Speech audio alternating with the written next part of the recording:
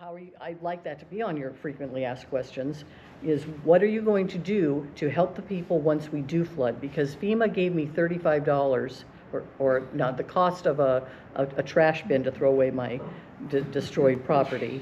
And my insurance only didn't pay for contents, and I had a lot of loss.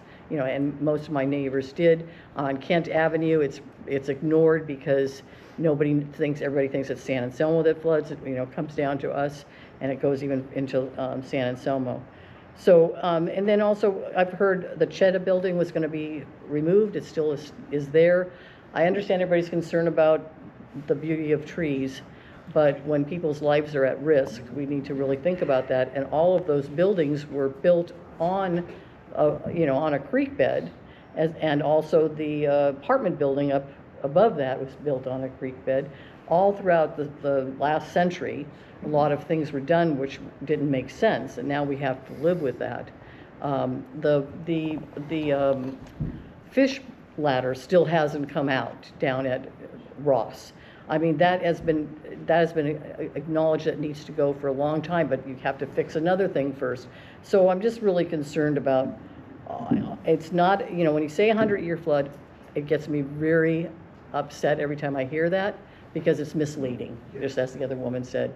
Yes, maybe that's what your statistics are on, but it's every 20 years. And I'm constantly looking at the creek levels when there's a, high rise in rain, and the tide, and this literature that goes out. If people would remove things away from the creek bed, no one knows that they should do that. There would, people that are new, I don't know how many people are new in this room, but things that should help to not, you guys cannot prevent the flood right now. Nothing you can do.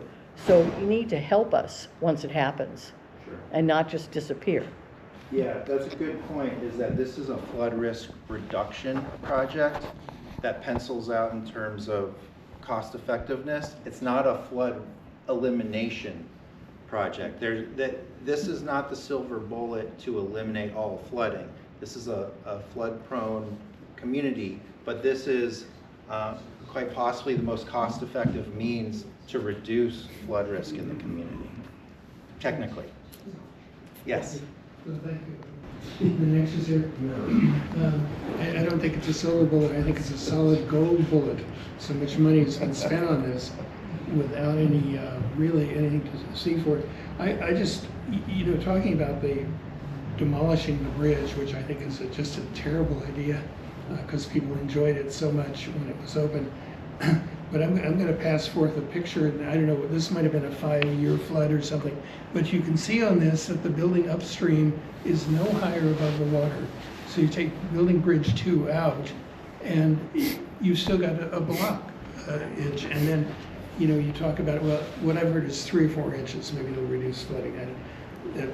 I know you're not saying a specific number, but 3 or 4 inches when you go upstream is then spread out over a huge tributary area.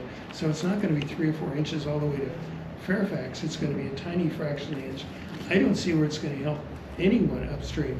And then downstream, you've got this problem with FEMA. I'm an architect professionally. My entire career, I've been told you cannot increase the flow of water in a stream. You just open yourself to lawsuits.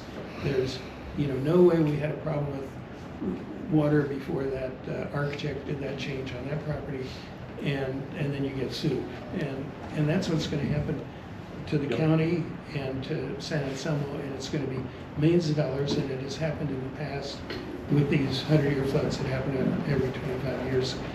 The other is, I would also at some point, I don't want to take too much time here, but there are several things there. There were 4 engineering reports on the bridge, and 3 of them just say very positive things about the safety of the structure.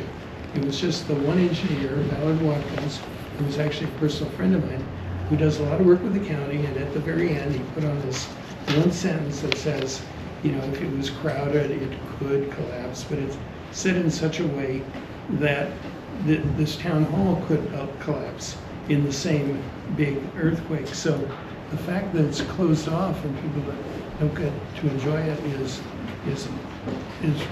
really awful. I mean, I really sometimes really know I'm in Trump's America. I hate to say it, but say anything, but I'd like to read, if I could, read a couple of things from the engineer. There are photographs of, the interior next to the creek of the structure. Does have cracks in it. Walls have evidence of heaving. Structurally it's being monitored. And the benefit of the project, in addition, you bring up the good point of the structural stability. That is one element of looking at whether it's structurally stable or not. The other element, which is driving a lot of the cost benefit, is the flood risk reduction. So the fact that the structure is an obstruction to flow in the creek makes a big difference in terms of the increase of hazard and risk to the community. So we're trying to help resolve two elements, the structural stability as well as the flood risk, to help improve the situation. We're not going to completely fix flooding in San Anselmo and Ross, but the hope is that it'll make it a lot better. So how are you trying to fix the structural stability?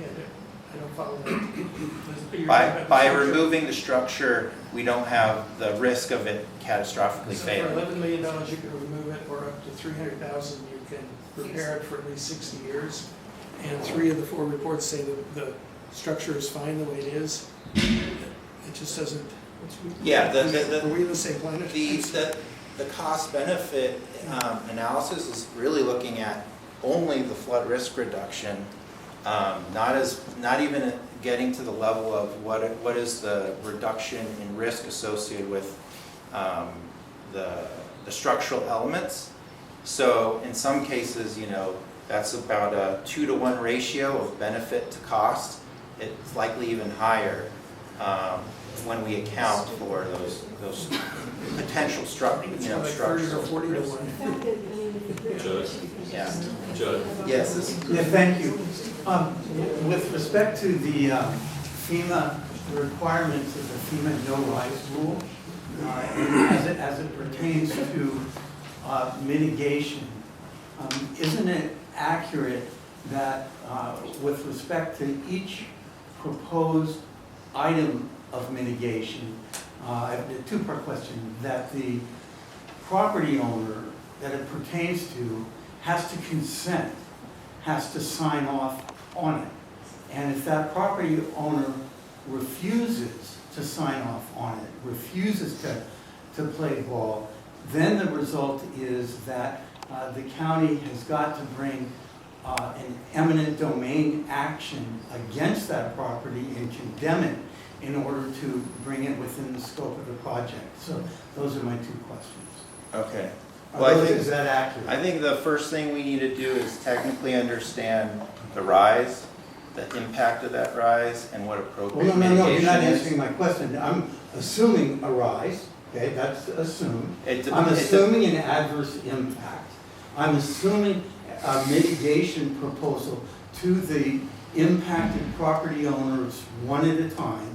Isn't it true that in order, that what FEMA requires is the consent, is that the property owner signs off on the proposed mitigation, but he or she doesn't have to do that? Isn't that accurate? That is the goal, and these. But isn't it accurate? It's not the goal. Obviously, the goal is to have the project. The question really is, can't an individual owner screw the project up by saying, no, I don't want to sign your mitigation offer. It's not good enough for me.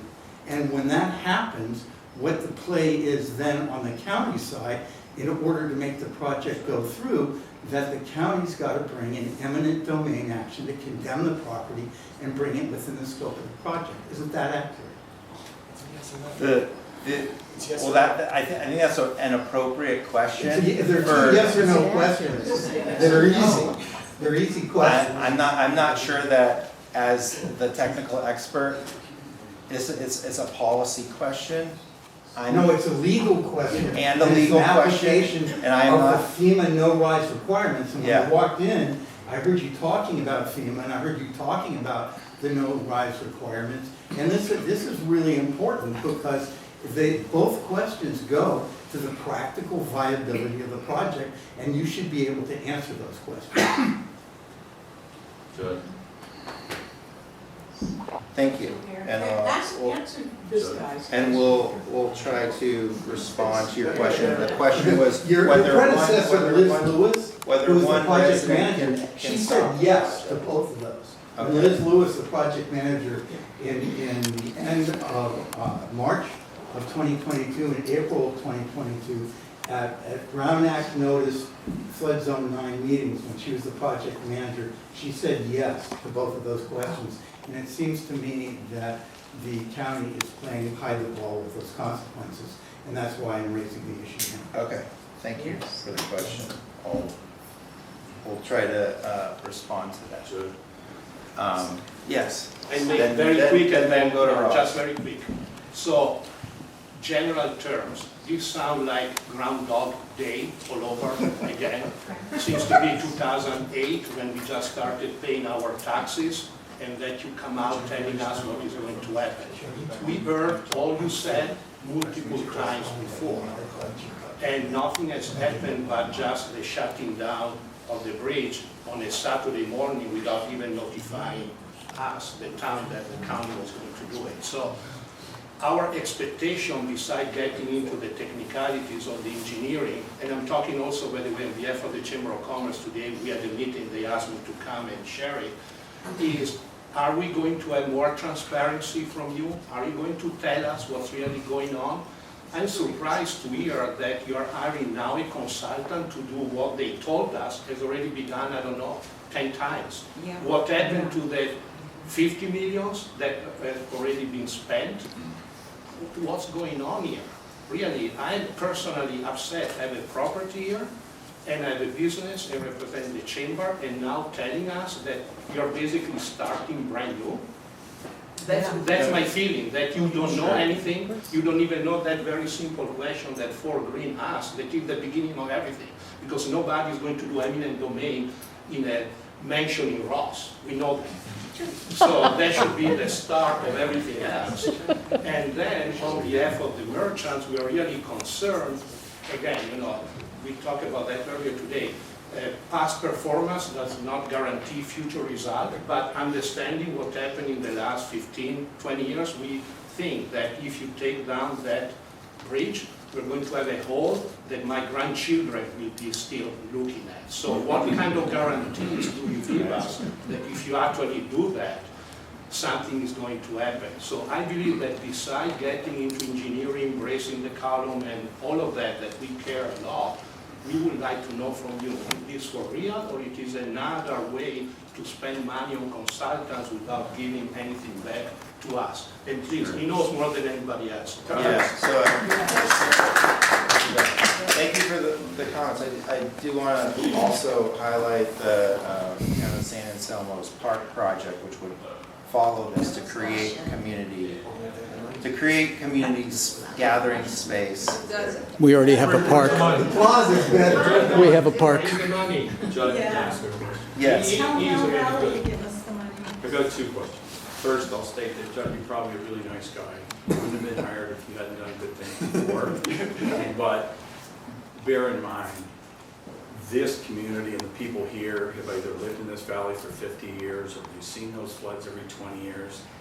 Don't give us statistics. There's lies and then there's statistics, as they say. We all know it floods every 20 years. We're due. We haven't had a 10-year flood in about 50 years. I know the statistics. What's a problem here is this project doesn't help Sleepy Hollow, it doesn't help Fairfax, it doesn't help Ross, it doesn't help Kenfield, Port Madera, anyone, except supposedly San Anselmo. You come with this, what appears to be imperious tone, not tone, but perspective that we've seen for 15 years, which is us making statements and pleading to someone who thinks they have the authority of everything on this project. That's an unfortunate place to be for yourselves and ourselves. That position has resulted in this today. The appearance that somehow you're gonna reduce the 10-year floods, or those are gonna go away. And it does nothing for the 25 and nothing for the 100. But you issued an EIR in 2018, it's 250 pages, and it says businesses will be disrupted, and the redwoods might die, and according to law, we can kill that whole row of redwoods that were planted for the bicentennial.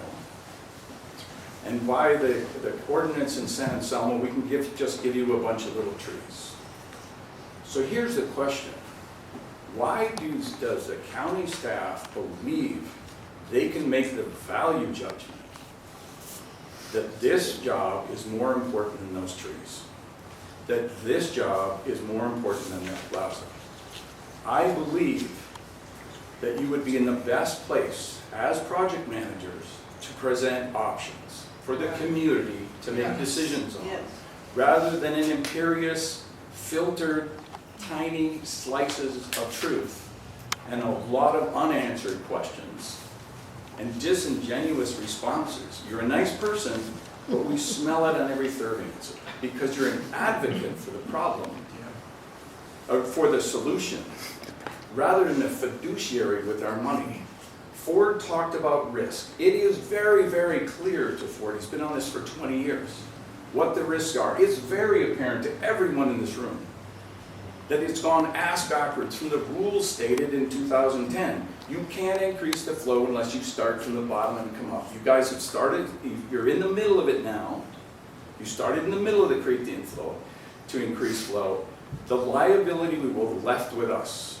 The lawsuits are going to be tremendous. They're going to be obvious. And if I have to write the script for those lawsuits, I will do to stop this project. That's where Ford is going. Ford is saying, why would you even spend money now in this project if it's so vulnerable to being stopped?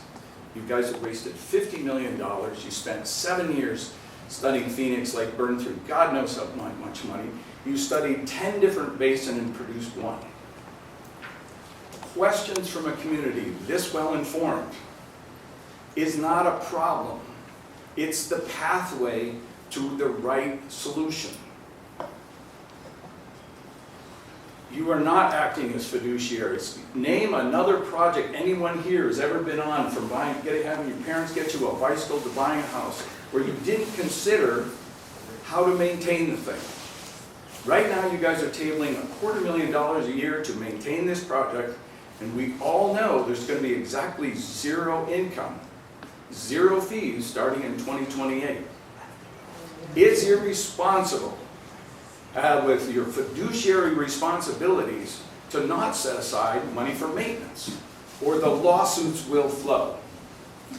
We're tired of the attitude, we're tired of the imperiousness, we're tired of the appearance that this is your project. This is our town.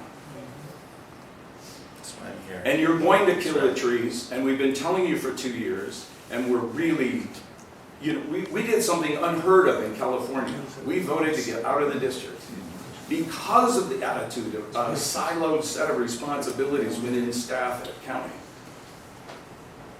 Unbelievable. The things that are on engineering drawings kill the redwood trees. Yes. And what you've said here today is, in a soft way, that there's a way of mitigating that. Yeah. I say bullshit. I do too. I say bullshit that you don't get to come to our town and say you're going to kill our trees, mitigate a flood that will never happen, that has never happened, and give us a bunch of false small trees. You don't get to come here and say that. I'm sorry. This is 15 years of BS. And this is 15 years of knowledge, along with a whole bunch of other people here that stand up constantly and consistently and watch you guys burn tens of millions of dollars every decade. I had a correspondence with the executive in 2013. And I said, how are you going to maintain this? He goes, oh no, we're just going to spend the fees. We don't address that. I suggest county staff, the assistant for our supervisor, and everyone within DPW and the Board of Supervisors assess who the hell they think they are coming to San Anselmo with this? Coming with statistics that are shenanigans, they're absolutely calculated correctly, but they don't take in reality. If you think you're gonna start demolition and kill our trees, you're If wrong. there's other So, Thank you. to Ross's point, have you looked at other alternatives besides removing BB2? That's the one we've never heard of. I've been in these meetings since you tore down that poor man's French restaurant in the park. You weren't a part of that, but welcome to your job. Yeah. It's not going to be fun for you. You know, everybody's trying to be civil, but you can obviously hear the frustration in everyone's voice. I own a business downtown, and for how many years, with your projections, the county's projections, 10, 20, and 100, you're mitigating a flood 3 inches downtown. We're all flooding down here, but not once from the county have you said that. I've been in all the meetings, and I've pointed the questions to county staff. They didn't want to answer. Downtown in this section 2 or whatever it's called, you're only mitigating a 100-year flood 3 to 4 inches. We're still flooding. And so, to Benedetto's point, just be open and can't say, yes, it's going to flood. Yeah, First you called it a 10, a 20-year, a 100-year event. It's not an event for us. We're flooding. And so if you just become transparent and just be honest, we'll have an easier time swallowing some of these things. But you're using the words to try to, I don't want to use the word manipulate because I don't know you well enough, but it's manipulation to get what you want done, and that's not right. We're all here invested in this community. Where do you live? In what town? I live in the East Bay. Okay, so you're not a community member of our community. Unfortunately, that's just the truth. You're not a community member in this community. We all are. And so it's tough for us having somebody come from the county, doesn't live in our community, doesn't understand what our ecosystem goes through, and you're telling us. And that's the thing, instead of explaining or trying to make us more aware of what's going on, you don't. This is why you guys chose to work for the public, and we get a Monday morning quarterback you. You don't get to do the same to us. Do you understand that? Are you fully aware of that, choosing to work for the public? Is that clear to you? I see this as a real partnership. You do see that? Are you married? Come on. Because you could not do that little fancy talking to the person that you're with. Just be straightforward. That's all what we want. I'm just being very clear. As everybody knows in this room, I will be very honest. I'm not going to mince my words. I'm not going to let the dirty looks on their faces when they hear this stuff. I mean, that's just not going to happen for me. You have to hear it, and you're going to listen to us. Ross made it very clear. Benedetto made it clear. And some of the other people in our community. Some of these people don't even talk, but we're speaking for the people that don't want to speak. So please just be transparent and be open with us. Yeah, I have one thing to ask. We want to answer all. My name is Tony Swan. I'm from the county as well, Senior Program Coordinator. And I'm going to be putting these boardroom meetings together. But the only thing I ask from the community, let's be respectful, let's ask the questions, and let's get the solutions, and let's not attack the characters of anybody in this audience. And you answer them honestly. I get it, but the thing I want to just say is let's make the most of this time and ask those questions, because we spend 10, 15 minutes attacking without really allowing the judge to respond, and that's all I ask from you No guys. one's attacking his character. We feel really sorry for him because we've been Yeah. in these meetings for years. And he's a nice guy thrown into a blender. We're asking questions that are relevant. So And all of you are answer new to please. us. You We have not give seen your any of directives you to before. county staff, you don't give them to the public. Please, I'm going to I'm ask you just very saying let's be politely. respectful. We are being very respectful. respectful. Everybody here has been very Thank you. kind and respectful. Sometimes uncomfortable questions may sound disrespectful. Those are your feelings, but these are the facts for us. So please sit down, have a nice day, thank you for your input, I appreciate it. All I can say is that you're right. I don't live in San Anselmo, but as the project director, I'm trying to get to know what the community thinks, and that's why I'm here. So if you don't see that as genuine, I guess. Well, I called you 4 days ago and you never returned the call. I left a message for you. So that wasn't real community. I'm just being honest. So I called you 4 days, left a message for you from San Anselmo. I didn't hear a response from you. And so Tony, was it? That wasn't very. I did not. That wasn't very, I mean, let's be clear. I'm sorry I didn't receive Give you that. my business card so you can reach out to me, you know, because I want to make sure everybody in this audience voices get heard, and there's no lack of respect towards you guys, you know. Thank you, Tony. Here you go. Take my card. Sorry, guys, I didn't want to derail it, but thank you. Oh, hold on, that's the Wrong card? That's forward, you're forward. That's your Right, I don't want that to happen. Anybody want a card, let me know. Anybody want a card, let me know. Okay. Thank you. I just want to say, we've been to these meetings The for person years, in the back, I and think, no had the one next question. listens to us. That's what I'm trying to do. Thanks, Jen. All right. So we have the Sunnyside detention basin. We have, it looks like there's some work going on or to be proposed at the Morningside Bridge. At some point, I read something about that coming. No, that's wrong. No, that's- Fair enough, whether it's included or not. But then, so my question goes back to something that you mentioned earlier, which was that I think you made the statement that we were talking about the number of properties, whether it's 480 or 500 or so properties, and you said will be out of the floodplain. Oh, So- not that What year number, floodplain the- would they be coming out of? Would that affect at all their flood insurance, any mandatory flood insurances? Should there be modeling that helps assist that at the county level? And is that modeling a part of the cost basis that you mentioned happened early on? Or, because it doesn't sound like it's going to be part of the Clomer, because that's downstream, right? So, No, all so the when modeling- when would that come out? Yeah, the modeling that's being done, there's the one-dimensional model that FEMA likes to see to have apples to apples comparison of the effective map now and the new one. That modeling is integral to the Clomer application. The roughly 500 properties that experience reduced flood risk, that not all of those are out of the 100-year floodplain.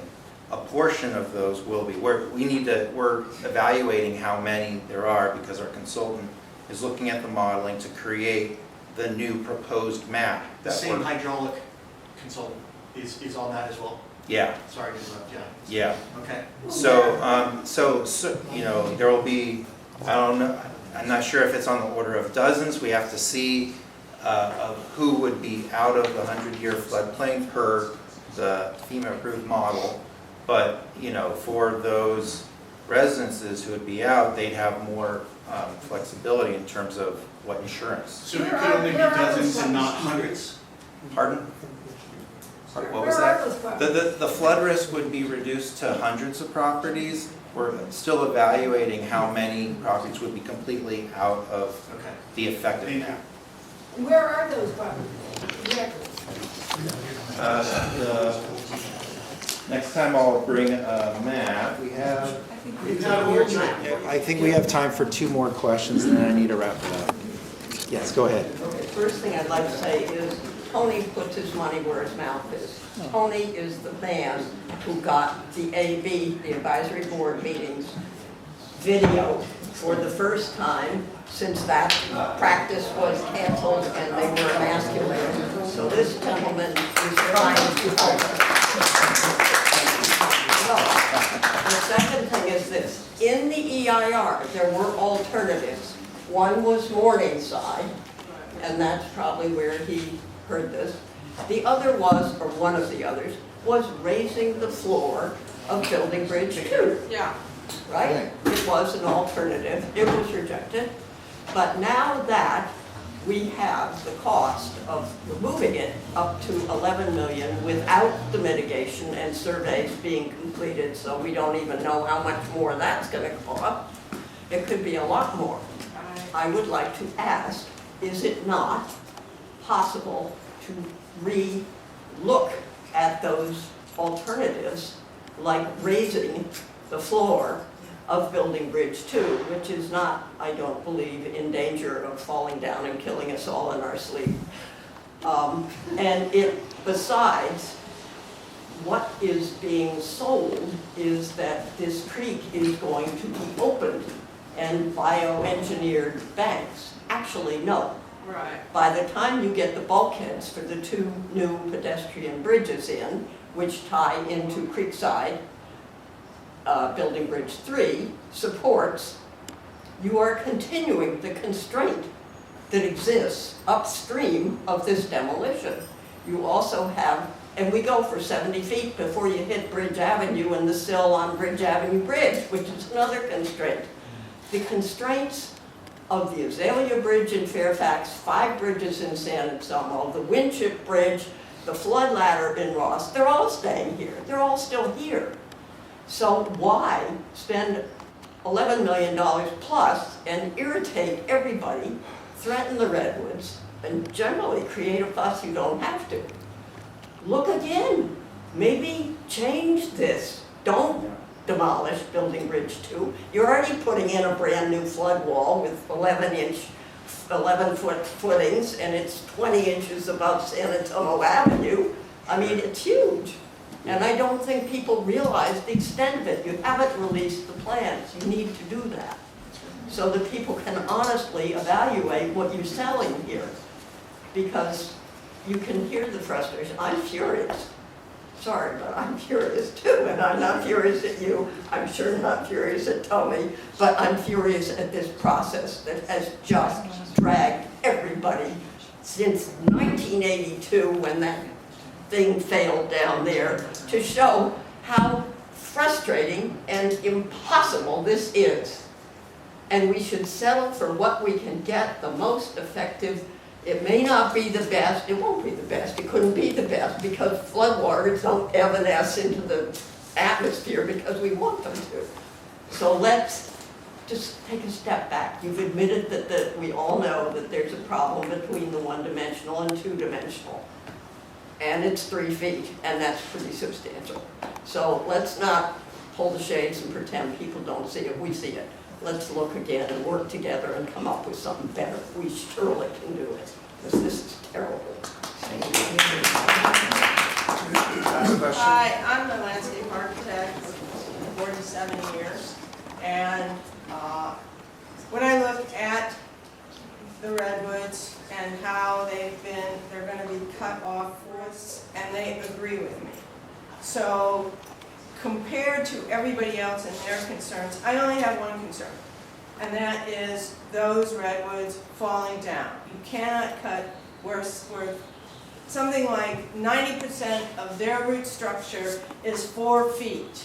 And if you take away half of that, you do not have a stable tree.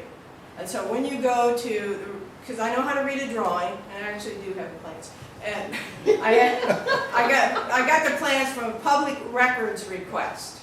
That's why I have the drawings, the engineering drawings. So anyway, when you do that, you're causing some other kind of problem, and I understand everybody is, I do understand about the flooding, but when you don't hire the arborist before you do the design, when you don't hire the structural engineer before you have these, the posts or whatever, the columns under these things where you have to now go back and take a look at it. They did not hire a consulting arborist. They hired ESA, which are biological consultants. And so when you don't have the information, it's like, how can you make these decisions? Last thing, because I can read a drawing, there is no community organization, no community place where people can hang out in the new design of the reimagined park. Nothing. There's one place where you walk across, which is 10 feet wide at one place and 17 feet wide at the other place, and then they have, table and chairs listed over here. So basically it's a walkway. It's not a meeting ground, it's not a community center. Okay, one more thing. When you have this much, deconstruction and construct, all the kinds of things to do the demolition and to redo the work, redo the walls, it will destroy downtown. You're going to have the 10-wheelers lined up all the way doing the demolition. And then if you don't do the demolition in the amount of time, in that window, if you do the demolition, will you have time to do all the other construction? So, there's other aspects. Everybody here has been dealing with this for 17 years, is that right, Ann? Yes. You know, so that's why you go into this hornet's nest, because people are dissatisfied with the process. I'm just new on the redwoods, okay, Okay. Thank Thank you for your you. perspective. Thank I took notes. I'm trying to listen to what the community has to say. I do hope that some of the technical basis for why the project pencils out in terms of flood risk, you understand it at least. I'm trying to get the information out there. We understand the concept, yes. Yeah, okay. So I feel like this exchange of information goes both ways, I'm hoping. But I do appreciate everyone being here, and we will look at alternative times so that different audience can be here. And the cadence may be, that'll come out later, but it may be about every other week or so. I think that would be appropriate because, you know, we also need to work on the project. So, Are you going to quit after this meeting? I'm not quitting. okay.